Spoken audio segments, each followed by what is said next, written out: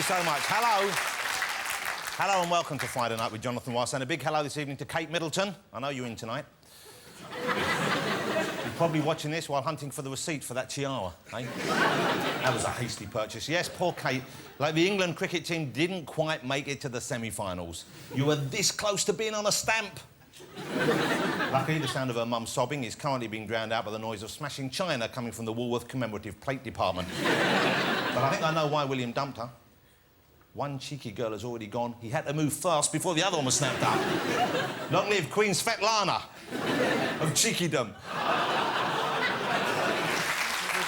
Why don't we take a look and start by finding out who's in my green room this evening. My first guest is a comedian who was a huge hit the last time he was on the show. It is Mr. Alan Carr, ladies and gentlemen. Evening, Alan. Nice to have you back. Oh, thank you.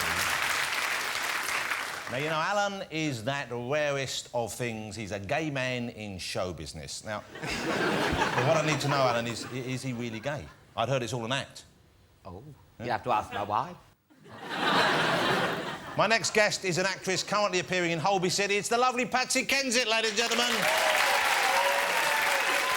How lovely to have Patsy on the show. Now, we were talking in the office, ladies and gentlemen, and we came to the conclusion that what this show needs is something a little bit different. What we need is more pairs of East London-based, groundbreaking conceptual artists. So here they are. For your pleasure this evening, I'm delighted on the show. It's Gilbert and George, ladies and gentlemen. It's Gilbert on our right and George on the left, I believe. Good evening, gentlemen. Good evening. Now, Gilbert and George are a little bit unusual, as you can probably tell, but they are probably the most inventive and challenging British artists for many generations. They are a global phenomenon, and we've worked together before, haven't we, fellas? Absolutely. They won a show mine years ago, and I seem to remember us ending the programme by singing Bend It together by Dave D. Dozy Beaky Mickatich. That's the one. While Bob Mortimer, behind us, dressed as a butcher, jumped up and down the side of beef. Gilbert and George on the programme this evening, ladies and gentlemen. I'm delighted to have you. So, after the royal breakup, there has been, of course, a lot of speculation as to who Prince William will actually marry, OK? Now, current favourites with Ladbrokes, and these are all genuine odds that they're giving out at the moment, at 6 to 1 is Lady Isabella Anstruther Gough Colthorpe. There she is, 6 to 1. I think she works on the tills at Lidl, doesn't she? But they're also giving odds on some, well, let's say, how should we say this politely, outsiders. Angelina Jolie, they're saying, is 100 to 1, and I think she's more likely to adopt him than marry him. Underwear model Danielle Lloyd is just 500 to 1, right? Alan Carr, right, who's here this evening, these are genuine odds. They have you down as 10,000 to 1, Alan. Oh, yeah. I like it. Gilbert and George, you are attempting 100,000 to 1. Right? Worth putting a quid on, fellas, isn't it? Certainly. Very good. Brian, you are 10,000 to 1. Worth a flutter. Yeah. I am 500 to 1, the same as an underwear model, which is peculiar. Patsy, you're way in the lead. You are 100 to 1. Oh, really? I might put £1 on each way. Yeah. We're not talking about what they get up to, we're talking about them getting married. Shall we get my first guest out, ladies and gentlemen? Please welcome Alan Carr. Oh, thank you. You're looking very smart, you're looking very quite elegant, if you don't mind me saying. I know. Well, I wore this to the Brits and I ended up snogging all a take that. Yes, that was quite something. Was this a boyhood fantasy come true for you? Not really, but Gary Barlow gave me a cold sore. Oh. Did you get any numbers afterwards? Did they chat to you afterwards? Was there any frisson? No, I've got my wife to go back to and all. Yeah, and the kids in the back of the Previa. Well, welcome back to the show. It's great to have you here. I believe I have to start by congratulating you. Oh, yeah? Is it correct that you saved a man's life? Oh, I did. That's quite remarkable, isn't it? What happened? How did this come out? Well, I was doing a show with Lionel Blair. Hang on a second. You saved Lionel Blair's life? No. I saved his career. Have you seen him in action recently? Look at that. Oh, ding dong. God bless him. God bless him. No, we were having such a laugh up there. And then we'd done this show at the end of the pier. And then this man runs in the bar. We're having a glass of red wine to celebrate. He comes in. There's a man trying to kill himself. There's a man trying to kill himself, yeah? So we're surrounded by lifeguards, big, muscly security men. They asked the two campest men in Blackpool. So we run out. Lionel taps. No. I bet bet he does do a bit of a shuffle. Oh, he doesn't does, a bit of a shoe shuffle. And the man's hanging off the end of the pier. Want to die, want to die. Seriously. Lionel Blair says, but I'm Lionel Blair off the telly. Honest God, and the man double takes. I want to die. Like that, I couldn't believe it. And I was just dreading that he couldn't speak and he was going like sounds like drowning.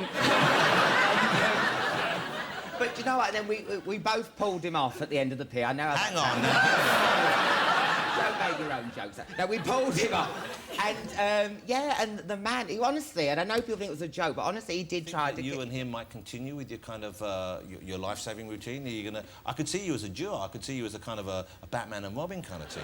We've mocked up some pictures of you, of course, there. You see, that works, doesn't it, Alan? Don't you think that works? God bless Lionel, though. Amazing what you could... Oh, no. Well, that's what he wears anyway. So I bet he probably is, isn't it? That's what I wear when I'm dressed down Friday. Now, the good news is Alan's back on tour. We just saw a clip of you doing stand-up earlier on, and you're doing some bigger venues this time, aren't you? Yeah, I'm starting in the Isle of Man, which I hear last year they banned homosexuality. No, what's it? They decriminalised it, so that'll be good. Right, OK. Probably building a Wicker Man as we speak. Well, I'm sure they'll welcome you. Oh, I'm sure. I'm looking forward to it. Well, you're not a threat to people. I don't think they're threatened by your presence. I don't think they're going to be up in arms when they see you coming. You're not. You don't seem. I'm friendly, aren't I? Yeah. I am friendly. You're very friendly. I know. Then I'm doing. I'm terrified about Hammersmith. But I would imagine that you'd sell out, and the people will be keen to see you now because your TV work's been doing well. Well, the Friday and Saturday are sold out. I mean, I'm like, oh my God. But Thursday's still, because that's just come out. But I'm just like. Oh. I mean, I'm not ambitious. I'd rather just do it like somewhere small, like a phone box. Okay. Or like a porter cabin, I don't like all this. But yeah, I'm so pleased that people are paying money. It's really nice. Do you have to do a different set when you have a big crowd? Do you have to do different material for a big audience? Same old. Okay. Now, let's ask about you act yourself then. You're clearly happy, an out gentleman. You're out of the closet completely. Okay. No, I am now. I've got no choice. I never had one of those speeches, where everyone sit down. I've got a bombshell that... Well, that's what I was going to ask, whether there was a moment where you were worried about telling your parents. No, there wasn't a chance. You know what I mean? No one would listen. They knew what I was going to say. They were preempting. But so it's always been quite comfortable for you? It hasn't Not really. I'm just really camp, innit? It's just I have no choice. I have no choice. OK. Do you, now that you're on TV... Yeah. And people see you and they warm to you and they like you, do you get more action when you go out and about? No. I mean, that's the thing about, being single. I mean, I'm on the telly. Yes. We've got 24-hour binge drinking, and I still can't get a shag. So what do I have to do? You don't get any action at all? No. Oh, I'll tell you this story in Blackpool. I'm notorious for having a drink. Yeah. So you like to get drunk? Oh, yeah. People buy me drinks because of the Friday Night Project. Let's talk about Friday Night Project. I like watching it. I like seeing you working with Justin Lee Collins, that's right? Yeah. You two, you hadn't worked together before, had you? You came together because of this? No, they just... Oh, I know. And it's a very strange... I mean, it's very odd hair he has. Does he dye the end bits? Do they dye? What is he doing? He's gone red now. He wears... that's actually dyed red. But poor Steven Seagal, he thought we were gay lovers. I saw the episode with Steven Seagal. He struck me as being quite a peculiar fellow. He was. He's an all right guy, but he just didn't really have much of a sense of humour, and I was trying to chat and make a joke about it, because he's really serious. I said, with your hair in a ponytail, what's your favourite scrunchie? You weren't dressed like that when you were trying to have a serious chat with me. Look at that muscle. Look at the muscle there. That's horrible. That is horrible. But he comes on and... But, I mean, he told us this story. He said his Japanese house was on fire and a dog came in and told him, "Get out, your house is on fire."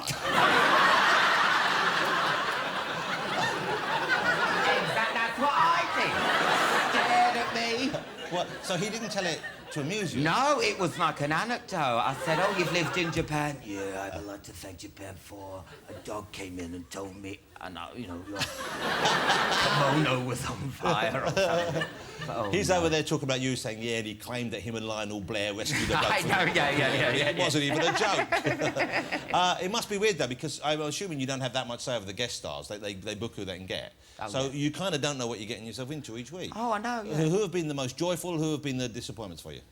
Would you know? Oh, the lovely Patsy. Patsy was on. She Yeah, ended the she spirit was fully, yes. right. I mean, exactly. David- Was it fun, Patsy, to join in on the Friday night thing? It was, well, Alan actually made me pee myself. There was a little wet mark on the chair. It was so funny. It's a true story, it's true. It was great fun. Oh, it was great having you on. It was lovely. Thank you. So, and are the people that you're desperately keen, the people you want to have on, who you haven't managed to secure yet, are the people they're asking on your behalf, or do you just take it as it I comes? don't know, there's loads of people. I mean, we're getting more and more. I mean, I think David Williams is coming on, that'll and be good, Sharon that'll be good fun. Osbourne, yeah, so... Yeah, I'm just really pleased they want to come on. But everyone has been really good. Some of the Americans ain't got it, you know, haven't got the idea of what it is. Misha Barton at the end was still calling me Justin and Justin Allen, and hey, you guys, we got to meet up. Justin, eh? Like, no, That's it's not being Alan. American, that's just stupidity. Yeah, I think so, yeah. With a lack of concentration on her part. You know, the thing is, we went to that Pirates of the Caribbean premiere, and it was meant to be a big old do. Me, Justin, and her walking along. That press are vile, aren't they? Well, what did Oi, they... Specky, Faye, move out of the way. Like this. Oi, Chewbacca, move it. Do you know what I mean? Like, we just moved out of the way. It's just can't. I mean, anyone who thinks it's an ego boost is just all, you with the teeth, move. Move. It's like it's Alan. It's an ego boost, I suppose, if they're after photographs of you. Next time you go down, I'm sure they'll be keen on you being there. Yeah, I I'm mean, going to go yeah, with someone okay. ugly next time. All right, okay. All right, so you've had the Misha Barton ones are good. Okay, David Tennant was on the show, and he really entered into it fully. I mean, a lot of people really throw themselves in. And when you ask them to do this stuff, are you worried they're going to say no, or do you assume they're going to go along with it? Well, I thought he was going to say no, because, I mean, he's such a big star, but he threw himself into everything. It was really And you were good. kind of sending up Doctor Who as well, which you would think he would be know. sort of protective of. I know. I don't know if you saw the Friday Night Project. Unfortunately, it's on a Friday night, and there's a much better show of it. If, like me, you recorded it and watched it on a Saturday, which is what I would recommend, then you will have seen this already. There you go. They weren't the two guys you woke up in between when you were in Blackpool, are they? But you know that's they've always got someone dressed up as me, and they just don't care about my feelings. Well, I feel for you because they always, I mean, let's face it, you're not a particularly attractive man, but they always... but there's something charming and lovable about you. In Blackpool, I'm a looker. Yeah. But they always pick on your teeth and your glasses. I know, with that sketch, yeah, they went, oh, we need someone to get, we're going to dress them up as have your glasses and teeth. And I saw the woman, like, fiddling like this. I said, well, what are you doing? She was opening this pack of teeth she'd got from the joke shop. Caveman on the front. Oh. Caveman teeth for my car legs. Have you thought about having them done? Don't be horrible! No. What? Because if people are making fun of them, then I like your teeth. They fill your mouth adequately. But have you thought about... Because there's a couple of gaps there, and you might want to... Well, my dentist sat me down and said, so, what are we going to do about your teeth? Died in the family. But, yeah, but now he's always trying to get me teeth. No, but I want... No. But they give you character, because my Thank teeth are you. wonky as well, and I Yeah. haven't changed mine. You don't need to change them. I No. just... yeah. It'd be boring if everyone was the same, wouldn't it? It'd be Wouldn't very it? Yeah. Yeah, ugly people going, yeah. I kind of... But, you know, that's what I like Woman about... with a bell, yeah. That's the one you'll be waking up next I to, know. eh? Do you ever try to pick people up in the audience? If you're doing a gig and you see someone attractive, would you give them a wink? Cause... No, John, no. Brian, you ever gone home with anyone from the audience? Me? No, not at all. Of course not. Like that? Look at that, see? Hello! Brian needs a hand getting into and out of the bath sometimes. Now, Comic Relief this year, you joined in, which was great fun. Yes. Of course, and thank you for that. And you got to go to the Osbournes' house for it, didn't you? Yeah, yeah. And how was that? What was that like? Well, the thing is, you might not see it, because they put us on Comic Relief at 1:30. Well, that's the In the comedy slot. morning. That's the slot everyone wants. We should point out, none of the Man of the Evening went to buy new red books, No, did it? no. I did it for free, because I'm a nice person. So what else you have lined up then? You got the tour coming. Friday Night Project is coming back, I guess? Yes. When's it back on? Charlotte Church cut up the duff. Are you responsible for that? Yeah. That's not like the end of the story? Sneaked into a room with a turkey baster. No, well, I'll do anything to extend the run. No, it's 14 weeks now, so it's been doubled. So because Charlotte's away? Yeah. Well, I'm delighted for you because Alan used to do the warm-up on this show here, and he was also... We have a lovely fellow doing it right now called Patrick, but he always did a fabulous job for us, and I'm so thrilled to see him doing as well as he did because he fully deserves it. He's a lovely guy and I think a very talented comedian. Alan, continued success to you. Good luck with it all. you. Mr. Alan Carr, ladies and gentlemen.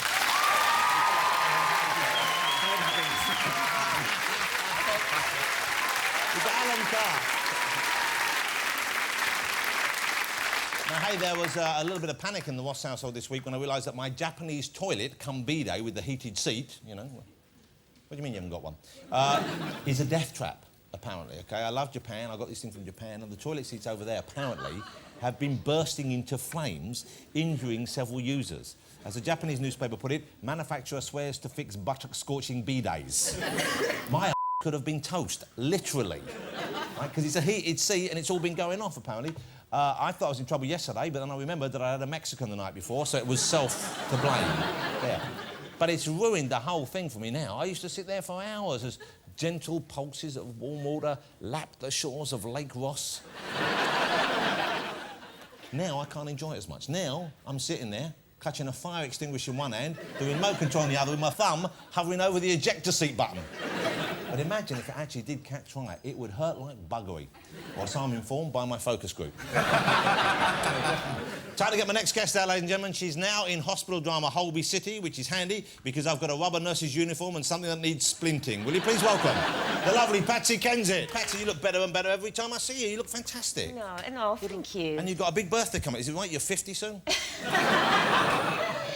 around the corner. No, I just turned 39 in March. Wow. 40 is next year, yes. Does that bother you in any way? Is that something that you're worried about? I mean, there's nothing you do about it, but is it something that's on your mind? No, I mean, I have to say that my 30s, at sort of, from the age of 36, my life started getting better and better, you know, and I think as a woman, you really know who you are, and certainly by the time I'm 40, I hope I do. Well, you've got yourself sorted out, I guess, after various years and various ups and downs. Yes. And so do you have a big party planned or anything for your 40th? I don't think so. Come on, have a big party, have a big fancy dress party or something. Would you come? Yes, I will come. OK. I had a big 40th birthday. Everyone had to dress as superheroes. Yeah, it was fantastic. Who did you go as? Well, then I realised I haven't really got any friends, so I just didn't... Yes, you have. No, not really. I haven't really, and I just invited loads of celebrities, right, who also came along because they haven't really got any friends either. Yeah. But if I'd have known you better, then I'd invite you along. Oh, yeah. What superhero would you have come as? I would have come as the Flying Nun. That's not a... What's wrong with Of you? course it's a superhero. She can fly. She's not a superhero. Well, she can fly and she's a nun. She's a nun. She's a hero flying... to me. She's a super Catholic, yes, but she's not a superhero. I would come as super non-Catholic I girl. bet you would have come as Catwoman. That's what you'd like me to have come as. Maybe, but all the foxy women came as Catwomen. Did they? Yeah, and I found a good way, and some of the ugly ones as well. And I found a good way, of dealing with the embarrassment, the faux pas. I went around to all of them on the way out and went, "You're my favourite Catwoman." Is that right? Yeah, so to all of them. And they all told each other. And unfortunately, yes, several of them did exchange notes afterwards. Now, last time you were here on the show, yes. You were in Emmerdale, and that turned out to be a huge success for you. It was, yes, it was. It was actually just as I was about to leave the show, and I couldn't really say at the time, but I'd been approached. I was leaving anyway. You know, I'd handed in my notice. So after I did your show, I'd like to bring you into Holby City and sort of create a character for you. Let's talk about the character you played, because she's a nurse, of course. Of course, yes. Did you study nursing? Did you do any research into nursing? Did you try and embrace the nursing lifestyle just to get ready for the part? Absolutely. I mean, we had... they gave me 3 weeks preparation before starting the show, and I went to Colchester General Hospital, and I spent the day there with some nurses, and then I went to the Heart Hospital in London, and I watched open heart surgery.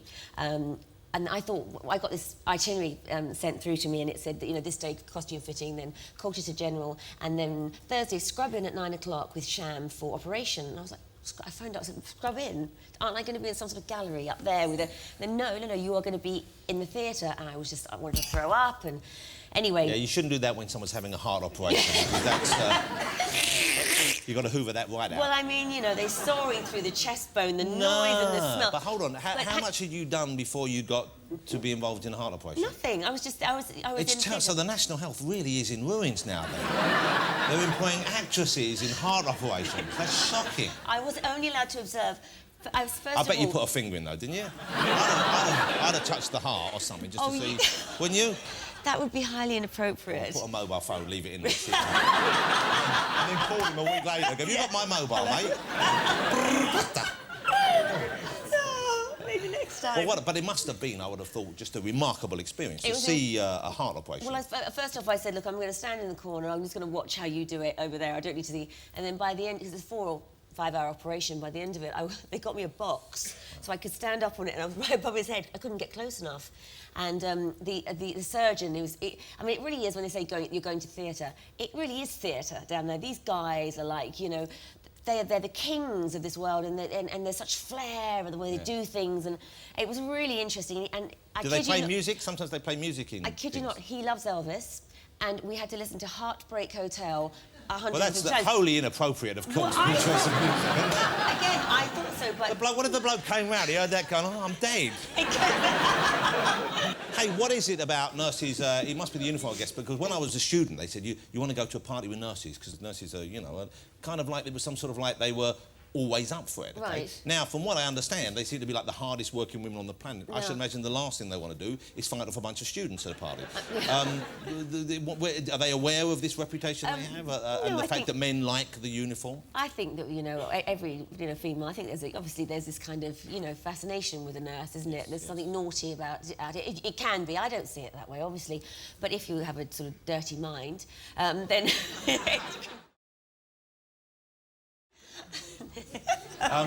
But it's a weird thing, isn't it? Because they're, I suppose, well, because they're carers. They're carers, and they're sort of vaguely in charge. Yeah, yes, exactly. And they say, take your pants off. Yeah, bend over, touch your toes, all that kind of stuff. Yeah. Give me a sample. Yeah. Don't groan. We'll cut that out of the show. It's fine.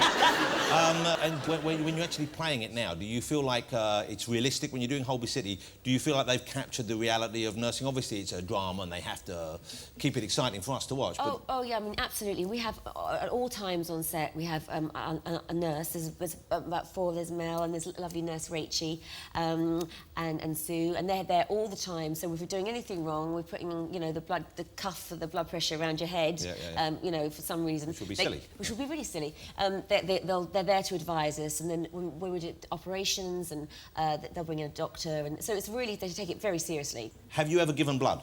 Yeah. On a regular basis? Or? No, not on a regular basis, but I have given it before. I loathe needles. But you have to do it if you get a chance to do it. I have a good excuse. I don't have to give it anymore because I gave it a little while ago, and when I have a very rare complaint, not cowardice, when they took the blood out, I fainted. Oh, yeah. I'm a real girly man. I just fainted right out on the thing, and they had to wake me up afterwards and give me several cups of tea and several digestives, and then I needed a couple more for the journey home. And a badge. And I fainted. I went out like a light. So the blood pressure went down. I've got this thing where some people have it, where when the blood pressure drops, you suddenly out like a light. Yeah, you have to be very careful. If there was an emergency, say there was an emergency here right now, say someone in the audience choked on something. Right? Could you help them? Yeah, well, I would try. If you're choking, you would do the Heimlich manoeuvre. The Heimlich manoeuvre. If you were passing out and you weren't breathing, then I would have to I would probably have to straddle you. And okay, say that's happening to me. Say I have passed out, right? Do you want to get on the floor? No, on the desk. Okay. So what I have to do is this. I have to get my leg up here like that. Come on, love. No, like that. Okay, and then lie down. No, straddle me. I don't feel... There's not enough... Come on, this is good. Okay. No, straddle. There's not enough pressure on me. There's a lot of padding here. You really need to get some... You need to get some weight on it. That's it. That's what I'm trying.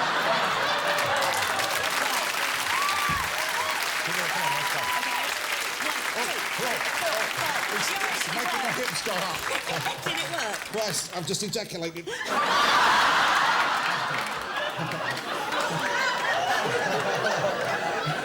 I'm going to do the rest of the interview here. I can't possibly move anything. You're so naughty. Me? You're the woman on top of me, and from the feeling of things, you're a commando. I was saving your life, Mr. Ross. Oh, I tell you what, you were saving more than my life.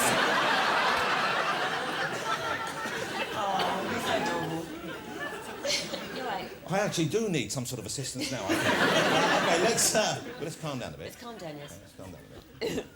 Did that hurt you when I was doing that, then? Well, not enough. Now, I knew it was going to be a good day today. I just had a feeling. Hey, Brian, when you come out, give me some mouth-to-mouth, will you? Has that gone out yet, that episode? You know if that one's gone out? No, I think that's next week. Hey, now, so here's the thing I was going to ask you, which is interesting, because in a way you've enjoyed now your greatest successes as a TV actress. Yes. Would that be fair? Absolutely. And that's kind of strange in a way, because for years you were making movies and everyone was saying you're going to be this big movie star, and that never really happened. No. I mean, you had success, and certainly you got work, But really, on TV, it seems you found a home here. Now, do you think it's better parts for you, or why is that, do you think? I think I've been very lucky. I mean, I was a child actor, as you know, and so I spent the age from ages of 11 to sort of 17 doing all the classics that we had, you know, Great Expectations, Silas Marner, every year. And so I feel very at home. This is something that I grew up doing, really. I mean, movies, I did do them. They came and they went. Yeah. But television has been a really grounding. It also, the thing, making film is great, but it's not for me anymore because I'm an old girl in that. Well, you're not better, but, you know, I guess. In that world, yeah, I'm really should be retiring. TV it's opened up so much for me, and there's such a satisfaction knowing that you're working. I mean, at Holby we work very long hours, but you know that your show is going to go out that episode, and you know 7 or 8 million people are going to view it. As opposed to sometimes you make a movie and no one's going straight to video, no one's. So there's a satisfaction, and that sounds really narcissistic, and I don't mean it to, but it's, you know, when you work hard, it's nice to think that, you know, people are going to see your work. Exactly. You know, you mentioned being a child performer, and you started really young, didn't you? I know you had a big sister, but what age was your first kind of professional engagement? I played Mia Farrow's daughter in The Great Gatsby. And how old were you then? 4. 4 years old. Yeah. That's remarkable, isn't it? And you were kind of, I mean, you were a beautiful little child. And you had kind of fairly regular work from that period onwards, didn't you? So I did The Bluebird in Russia with Elizabeth Taylor and Jane Fonda, George Cukor, one of the great Hollywood directors. He directed the movie The Women with Katharine Hepburn. He directed it, and I mean, and it just came. I've worked my whole life, you know. And were you aware that this was a different sort of childhood to what kids were having elsewhere? Or did you feel in any way that this was strange, or were you just completely accepting of it? I mean, obviously, as I got a bit older, and sort of 9 or 10, I realised that, you know, it was unusual kind of to be competing for work and having to be very professional in an adult world, you know. I mean, I look at my children and, you know, the thought of my youngest son doing something at 4, I mean, you know, you can't keep him still. He's running around the house. But would you like them to have done it, or would you not have wished that on them? Absolutely not. So why not? Because it got me, as you say, was it normal? My upbringing wasn't normal. I mean, my father, who I loved to bits, God rest his soul, he was out in and out of prison. My mother was just so amazing, and I just think my whole childhood wasn't normal. So perhaps this was a good thing that happened to me, and it got me out of where I came from, you know. I mean, I'm from a council estate in Hounslow. So doing that work actually really turned your life around. Totally. Presumably turned your mum's life around quite a lot as well, if your dad wasn't there. Oh, yeah, I mean, she was incredible, you know, and, you know, very blessed. And I've got an older brother who's wonderful, so... And it must have been fun for your mum, I would have thought, because you wouldn't have known who these stars were, but for someone to meet Liz Taylor back then and Robert Redford, that must have been just... I would have thought she must have been over the moon. I remember her getting very excited when he came on the set, and of course, you know, I was 4, I didn't know why. I was more interested in the ponies and stuff, but, you know, he was Robert Redford, isn't he? Big star. Hey, Patsy, you have... is it 2 boys you have? Yes, 2. 2 boys. How old are they now? James is 14, and Lennon is 7. And how's the little 7-year-old? Is he a joy? He's a joy, and he still wants to marry me, which I know is, if he gets a bit older, it's going to be strange. I know that, but right now, it's fabulous, and he always says, I want to marry you, Mummy, and then James comes in and goes, you can't say that, Lennon. It's illegal, anyway. You can't do it. Go to play the Xbox. Yeah, he's a killjoy. You know, they're just a joy. They see everything, you know, it's such a great way. So last time you were on the show, as you said, we were talking about Emmerdale, and you were about to leave and you couldn't really tell us that. Holby, how long are you going to stay with Holby for, do you think? Well, I mean, as long as they have me, you know... So you have no plans at the moment to move on? But, you know, I feel like I come back home and you know, I drive to work in the morning, I get home in time to read Lennon's story. It's just... And I love the show. It's wonderful. Do you have a nurse's uniform for home time if you wanted to amuse a gentleman? I've had a few requests to take it home. Yeah. And have you? I don't think we're allowed in case it gets marked or something. Well, you could buy one.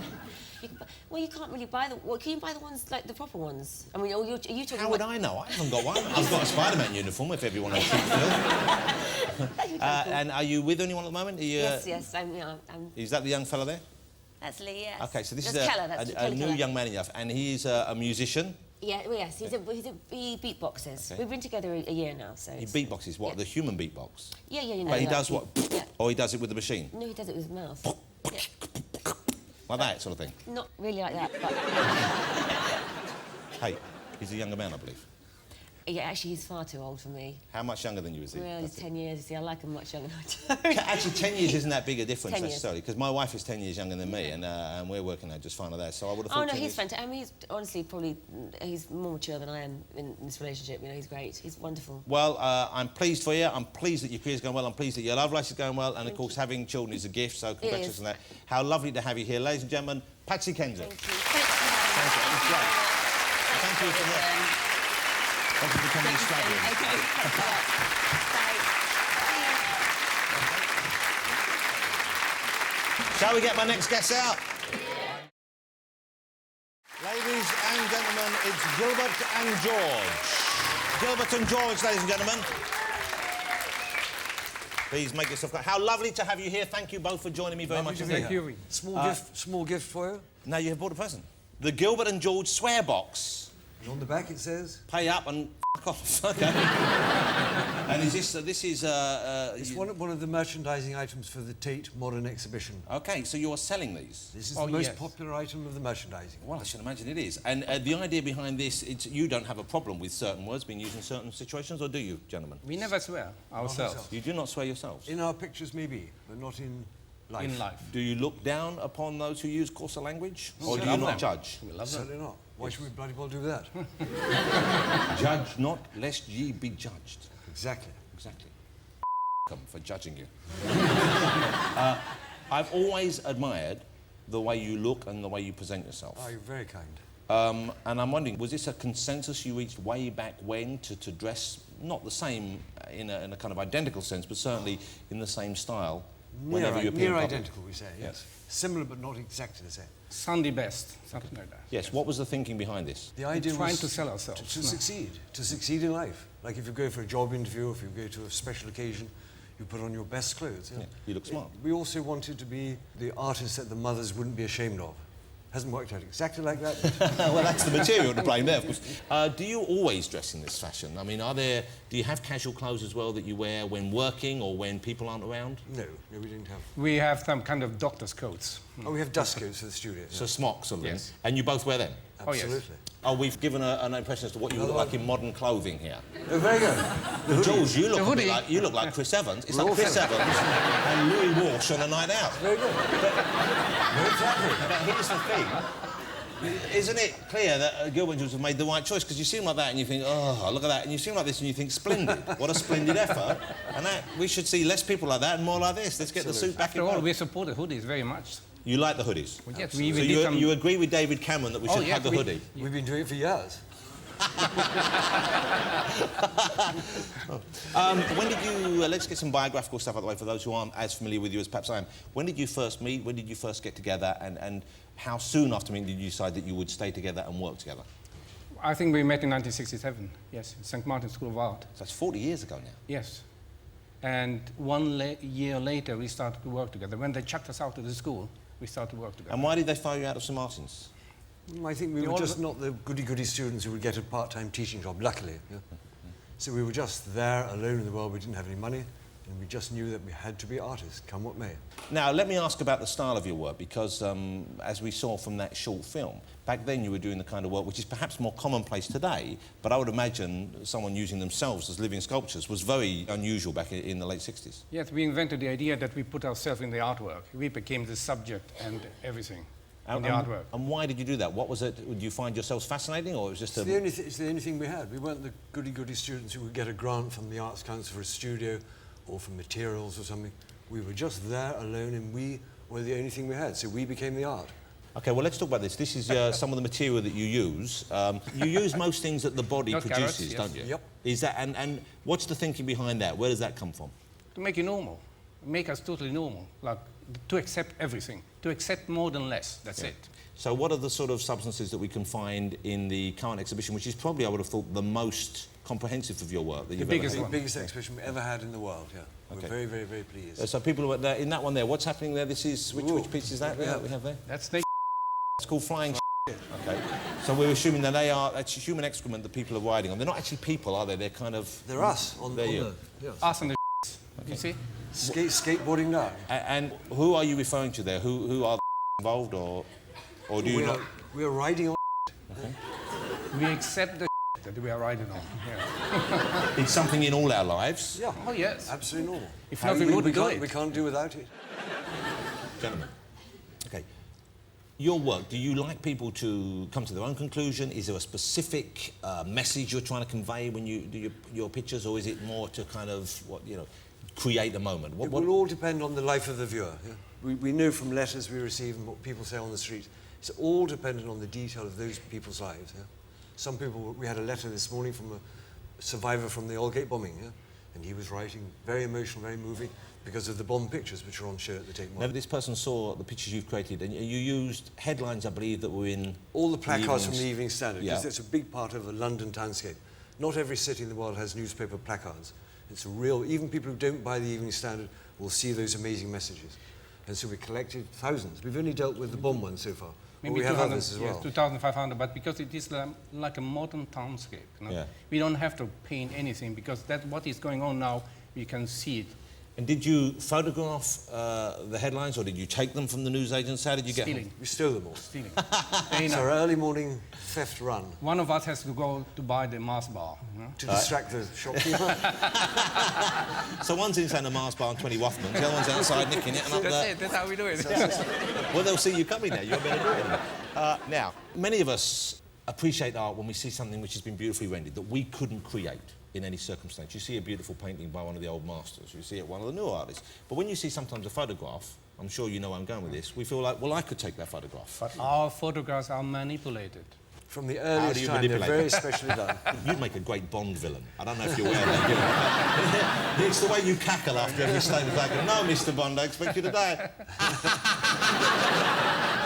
Sure, they never asked me. Yes. They should do. I'm going to put a word in for you. What I most admire about you, I think, and there are many things I admire about both of you. I admire your work tremendously, but I admire the kind of constancy in your vision, and that's very, very rare in any field. But it seems to me, particularly in art these days, where people change, they come up with an idea, they use it, they offer it to the public, we respond one way or the other, and then they move on. I think we evolved. We didn't change, but we evolved. You can trace the line very clearly all the way back, can't you? That's why it's exciting to have a major exhibition like this. Yeah. You can see the whole.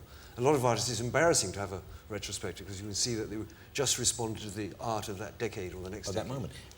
Was this something which you, though, decided almost as a theory that this would sustain you and create a greater impression when people look back, that there would be a constancy, or was it just that you were happy, you wanted only to create in that way? I think it's based because they always said, oh, there's a lot of rubbish. So we thought, oh, we have to redo it again, and this time we're going to show them. No?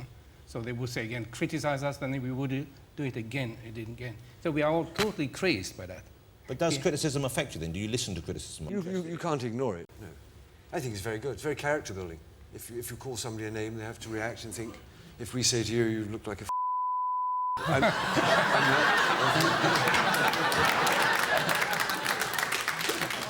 The whole thing there was played out with imagination only. There was no coin in the box there. Yes, of course, and one would, you toughen as a result, and you grow as a result of that kind of thing. Character building. Yeah, and that kind of friction is something which you will have encountered a lot of, I would imagine. Oh, yes, it's enormous strength for us, because it makes us cling together, it makes us stronger. How often do you produce work? I mean, how hard do you work? How much of your time is taken up with the act of creating your all the pieces? time. I mean, sometimes we do something different. Like last year, we did these big books for 1 year. And we had to concentrate on doing the installation of the Tate Modern. That was an enormous job, unbelievable. So we didn't do a lot of work. Do you take days off, though? I mean, do you have, like most of us, even those, and I'm lucky enough to have a job which I very much enjoy and I'm very well rewarded for, but I like having some time off. Like? I always have Sunday off, okay? And, it's a nice thing knowing there's a regular day off from work. It's a kind of, there's a demarcation in my life. Do you have the same thing? Do you take the weekend off? We do take a bus to the end of the line. Yeah. Right, okay. And walk back. That's how you unwind. The 133, 43, Crouch End. So the 133 to Crouch End, then a slow stumble home. We walk all the way back. Like a pub crawl on the way home, is it? No, you wouldn't do that. No crab crawling. No pub crawling? You used to pub crawl that, didn't you? A lot, yeah. Yeah, because I noticed your earlier work is coloured somewhat by your love of alcohol. We did a lot of drinking sculptures. Drinking sculpture sounds like my idea of art. It's like basically you get and film yourself, is this right? Yeah. It was drinking sculpture that led us into accepting the city, accepting London. Because as country boys, we didn't know how to be in a city. We didn't get it at first. We actually don't like the what you call the countryside. Right. We're quite against it. Why do you not? You're quite against the countryside. Yeah, We come from the countryside, but we'll never go back. No. Why would you not go back to the countryside? We did make one mistake. Last year, we went to visit a friend of ours in the west of England. And we got up early in the morning and walked through the village, through the estuary with the silver. It was extraordinarily beautiful. And I was saying to you, it's so lovely. There's no cars, no noise, no beautiful. You could actually hear insects. And we walked up through the little village high street. All the shops were still closed. And we reached the parish church. It was extraordinary, beautiful. And there was a young couple standing in front of the church with a pram with a little baby in. And we said, how extraordinary. We really should come to the country more often, yes? And we turned to the young couple and said, good morning. And the young man turned and said, F off, you weird-looking twats. That's it.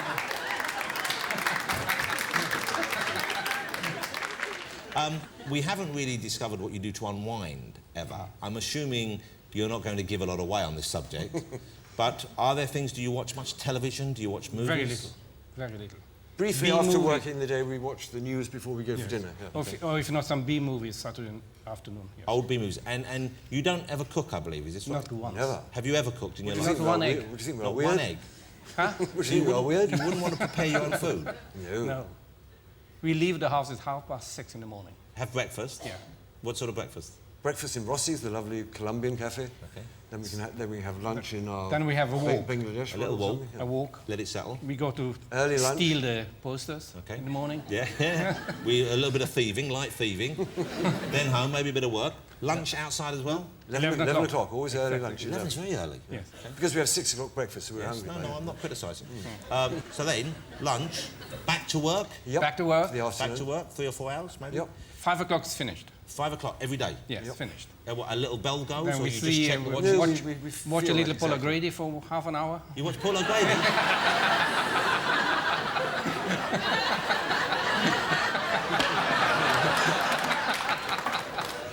Has anyone ever pointed out that you do look quite like Louis Walsh to you, Gilbert? Are Oh, you he's starting. Yeah. are you blissfully unaware of who Louis Walsh is? I am. Yeah, I bet you are. I've no idea. Let me just, can I do a quiz on you, do you mind? Tell me if you know these people. Simon Cowell. Yes. Yep. Oh, you do know Simon Cowell. But Louis Walsh, no. Ah, yes, I know him. You do know? He plays with him. What to go? He doesn't play with him so much. one of the I think he'd like to, Right. but I don't think it's actually happening yet. All right. Yes, I know who he is. Okay. The Irish Okay. gentleman. Yes. Yeah. Yes. Bruce Forsyth. Of course. Yes. Okay. Ricky Gervais. Yep. Yes. Okay. Freddie Flintoff. Yes. Yes. You know him. Okay. Eminem. Yep. Yes. You know Eminem. Jordan. Yep. Yes. Peter Andre. Yep. Yes. You're trying to find what we don't know. You must read Heat or something. You know everyone. I thought you were living in some artistic tower of solitude and beauty and perfection. If you know Peter Andre and Jordan, where are you getting this from? We get it from Heat and from Nuts, because we read both.